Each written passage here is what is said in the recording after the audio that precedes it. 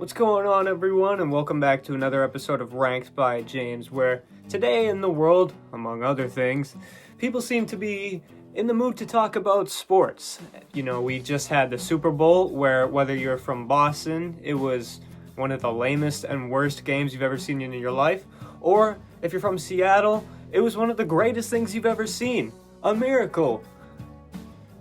You could tell where I'm from, you know? Wasn't great.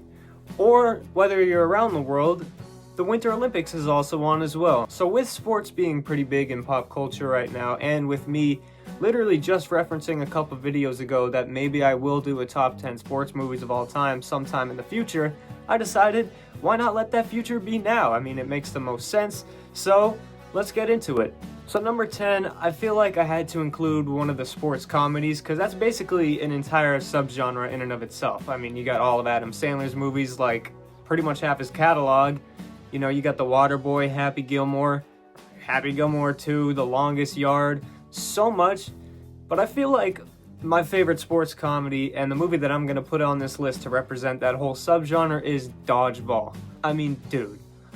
I don't really watch comedies that much on my own because I just feel like, for some reason, for me personally, I never end up laughing at jokes when it's just me watching the comedy by myself.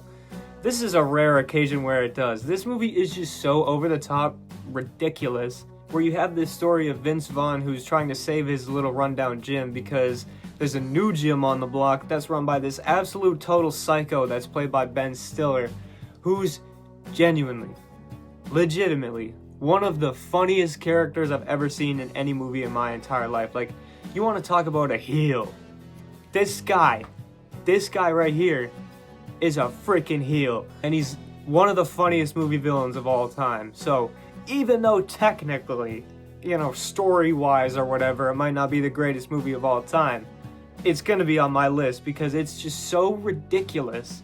And there are so many great, ridiculous sports comedies that it had to have representation somewhere. So in its true underdog fashion, Dodgeball is gonna make my list.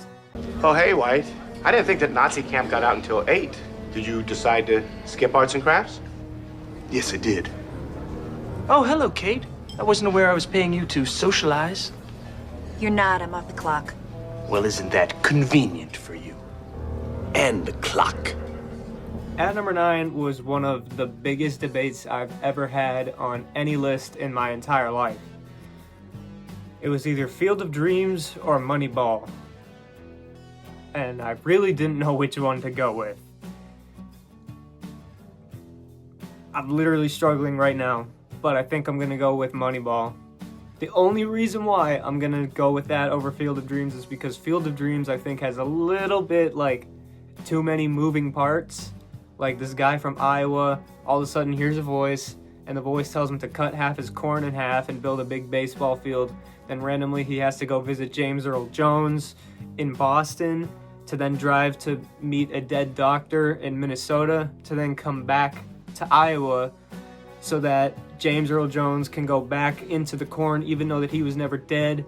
And then the doctor comes out of the field and is super old because there's also ghost players on the field and Shoeless Joe Jackson, even though everything's super iconic, you know, if you build it, he will come and everything. But for me, Moneyball is just more of a, I guess, intriguing and interesting story. You know, it's about the manager of the Oakland A's when they were super unsuccessful, played by Brad Pitt, and he's trying to figure out the best way to rebuild his team after just losing so many players because they just don't have the money and the players got better offers from better teams.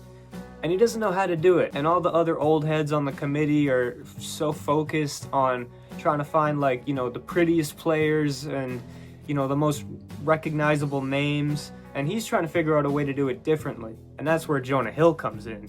He plays a character who graduated from Yale, who knows all the numbers and all the statistics, and together they put together a ragtag group of really no names and go on the most successful win streak in the history of the American League.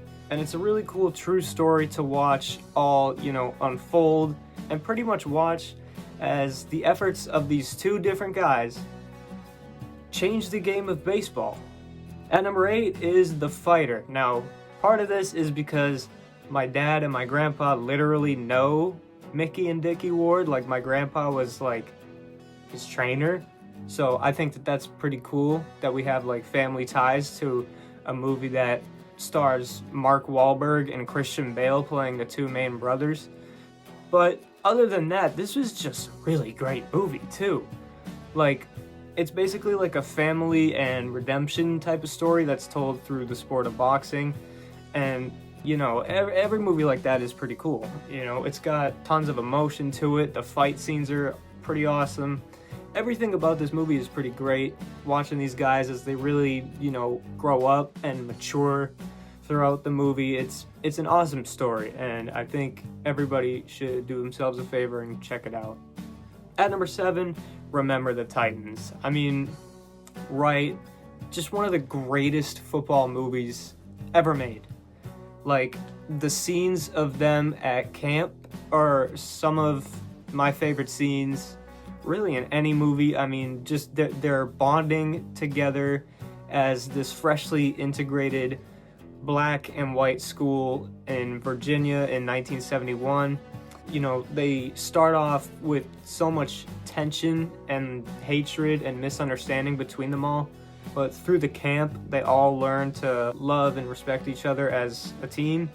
It's very social commentary driven, but that doesn't, you know, that's not a problem at all. You know, there's some movies that really overdo it when it comes to subjects like that. This movie does it perfectly, you know, because they all bond together, they all become friends, and then when they come back, the issues are still there. You know, one of the characters literally says, like, I had so much fun at camp, but, you know, we get home and it's just like old times. I just wish that we were back at camp and that we were all equals again.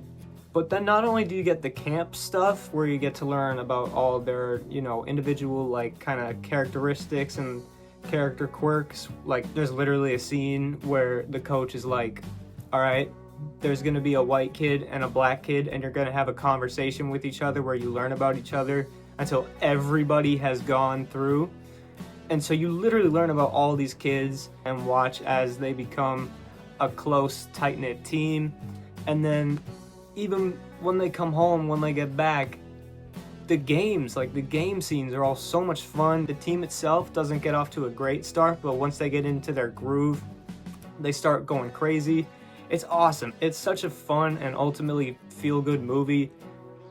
It's a movie I think that everybody should watch, and it's going to be on the list. At number 6, we got a fun one. That's Bloodsport. Now, this is one of the more crazier movies I've ever seen, and that's why it's so great. So this follows Jean-Claude Van Damme as he tries to get his way into the Kumite, which is well known as one of the most violent and extreme underground martial arts competitions in the world. So he travels to Hong Kong and meets some of the most insane fighters that you'll ever see. And this whole time also he's an AWOL soldier, so he's trying to evade the military. So there's tons of stuff going on. He's kicking the crap out of everyone. Tons of, you know, training sequences, not just with him, but with all the other fighters, so you kind of get to know some of them a little bit. And there's basically no rules, you know what I'm saying? You can come in with whatever style you want. So, you know, there's different guys, like there's the cross-eyed dude who's just kind of wailing on people. There's the guy who's kind of going around like almost like acting like a monkey. Then, of course, the one and only Chong Li, one of the meanest, toughest, baddest villains I've ever seen. You don't beat Chong Li. Nobody beats Chong Li. And that's really what makes this movie so good, is that everything in it is just so psychotic. Like, it's not just a regular, like, karate movie or fighter movie. Like, it's not like The Karate Kid or anything. Like, people might as well be getting their heads ripped off in this because it's just so crazy, and Chong Li is just killing everyone the whole time. I love it. It's Bloodsport, baby, and it's called that for a reason. At number 5, we've got yet another one of those feel-good true story movies. Ugh, right? Wrong. It's Rudy. Of course Rudy was going to be on this list. Look behind me. I don't know if you can really, like, see that. Oh. Yeah, there you go. Who's going to make the list? It says on the poster, it says The Rocky of the 90s. And I think it earns that title. I mean, it's not even a struggle like on the football field or in the training or anything. It's literally about like his struggle to get into Notre Dame in the first place. It follows this kid named Rudy Rudiger, played by Sean Astin, the one and only, and all he wants to do is play for Notre Dame. That's all he wants to do. It's his goal, it's his dream, it's all he wants to do in life is he wants to play football for Notre Dame, but he doesn't have the resources. He's kind of got like a struggling family a little bit, you know, all they do is work at a steel mill. He doesn't have the right grades, nothing like that. But he fights and he fights and he fights and he overcomes his dyslexia. He gets himself accepted to a smaller college nearby. He literally sleeps in like the groundskeeper's office the whole time he's there. And eventually, finally, after so much begging and pestering of the head coach, he finally gets accepted to the team, but only on the practice team. He never actually gets to play. And then finally,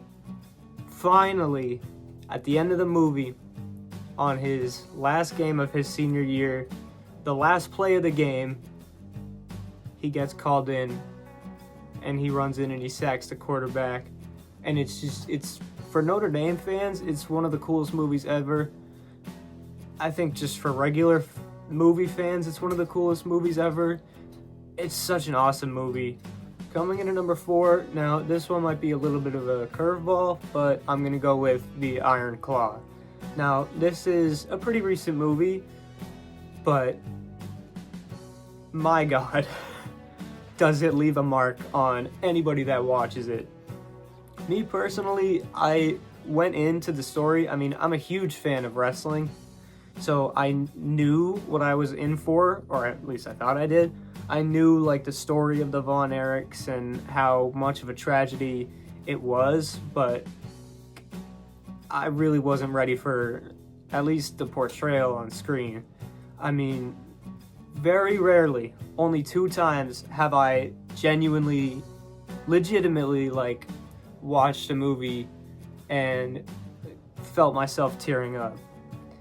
Like, you know, there's movies where you watch and you feel like a bit of a pit in your stomach or whatever, like, oh man, this is sad, this almost got me. There's nothing like The Iron Claw. The only other one, I'll tell you right now, the only other one that genuinely got me was Requiem for a Dream. That's the kind of company that this movie finds itself in. It's just so wild how this all really happened. And then you really come to think of it, like look it up afterwards, you find out that there was even another brother in real life. You know, it was so crazy, and it was such an emotional movie. Like, I went to see this with my dad and my brother, and after the movie, we were all pretty shaken, and my dad literally took us out to eat. I don't even remember where it was, but I'm 99% sure that the reason he did is because he was probably feeling the same way too. I swear, if this doesn't get you on some level, you're insane. I just had to put it on here because of the emotional reaction it elicited from not just me, but so many people. Not just average moviegoers, but like wrestling fans and even people in the wrestling industry. It's just one that I could go on about all day. It's the best movie, I think, in like recent times. Within the last couple years, it's the best movie. And so it's gonna be on my list. At number 3 is gonna be Rocky 4. Nah, I'm just kidding, it's the original. I mean, Rocky 4 is great, granted, but the original is the iconic one. It's the classic, you know, right?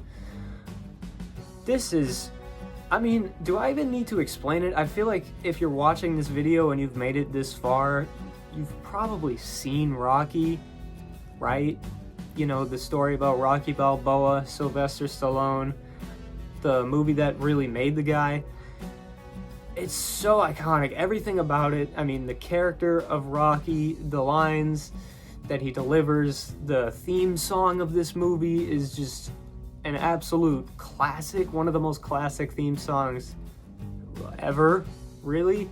All the scenes of him in his training, running up the stairs. I mean, they literally made a statue of him and put it at the top of the Philadelphia Museum of Art stairs. Not Sylvester Stallone, of Rocky. That's how iconic the character is.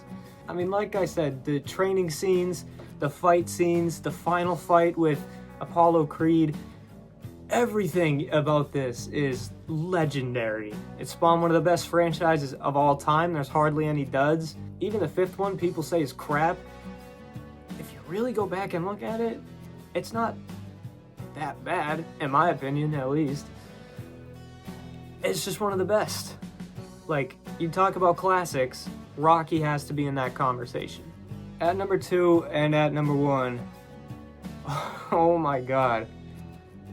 I feel like I'm still battling with myself. It's another Remember the Titans or Moneyball situation, because I really don't know. But as of right now, oh my god. I'm gonna say The Sandlot. I'm gonna say The Sandlot is number 2. This is one of the most nostalgic movies of all time for me. I have seen it so many times. It's the perfect, I guess, like, coming of age movie. Like, literally the perfect coming of age movie. I think if I was gonna do a top 10 list of those, that's number 1. Like, it is number 1. Like, this kid moves into a new neighborhood. He's kind of a nerd, kind of like doesn't have any friends. And then he meets another kid who's a little bit older, teaches him to play baseball, and then invites him over to the Sandlot. And all of these kids in this movie, like all of the kids that are like, you know, the Sandlot kids, are like the best child ensemble cast you can imagine. Like, you can bring up, like, Stand By Me or even The Goonies or whatever. This is it. Like, you got Benny, you got Ham, you got Yeah, you got Squints. All of these other kids, like, you could do a whole thing of, like, who's your favorite Sandlot kid? And everybody could have a different answer. All of the scenes are legendary. Like, you couldn't ask me to pick a favorite scene out of this movie. And I never thought it could be topped. Like, this was always my favorite sports movie. This was always one of my favorite movies. But there's one more. Somehow, there's one more. But coming in at number 1, for those who saw my Kurt Russell video, you'll know. Do you believe in miracles? That's right. Another true story. It's Miracle. Dude, this movie is so good that, like, I've never been into hockey, but this movie made me a fan of hockey, like a legitimate fan of hockey. Like, I watch hockey games now because of this movie. I guess firstly it helps that my favorite actor is the lead role, but that's really not the reason why this is number 1. Like, there's no bias there. I mean, like, the character writing in this movie is so much better than so many other movies that I've seen. Like, I'm not gonna say it's the best I've ever seen, because, like, obviously that's a crazy statement to make, but, like, all of the players have their own little, like, quirks and stuff. It's like Remember the Titans in that regard, where, like, the goalie has his own stuff going on, and, you know, every other position has their stuff going on, and, you know, they got the cone heads, and they got everything.